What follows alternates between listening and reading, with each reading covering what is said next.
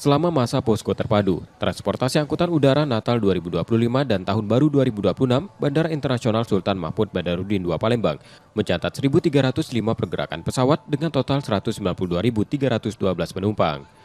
Posko yang berlangsung pada 15 Desember 2025 hingga 4 Januari 2026 itu menunjukkan tren positif dengan pertumbuhan pergerakan pesawat sebesar 9,8% dan peningkatan jumlah penumpang 4,4% dibandingkan periode sebelumnya.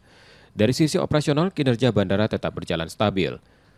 On-time performance tercatat di angka 70%, dengan load factor mencapai 81,6% dan tingkat utilitas slot sebesar 93,3%.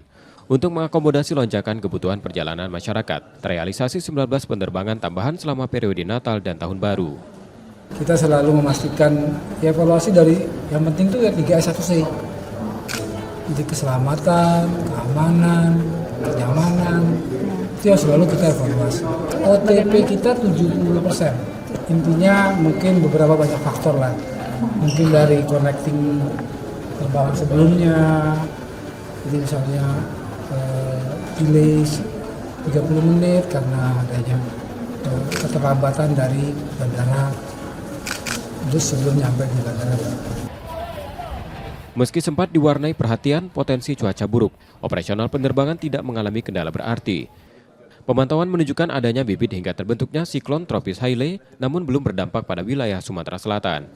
Dari pantauan dinamika atmosfer yang selama libur Nataru itu, kami melihat adanya beberapa bibit siklon termasuk yang sudah menjadi siklon tropis Hailey yang barangkali kemarin berada di sebelah selatan perairan Jawa. Tentunya dampaknya ini secara signifikan ada di Jawa, kemudian sebagian besar di Sumatera bagian selatan.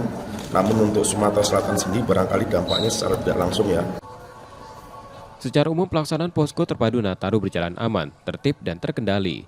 Penguatan standar keselamatan penerbangan dan keamanan bandara terus menjadi fokus evaluasi, termasuk pengawasan sisi udara dan darat, kepatuhan terhadap prosedur keselamatan, serta kewaspadaan terhadap potensi gangguan keamanan. Muhammad Reza Palevi, Kompas TV, Palembang, Sumatera Selatan.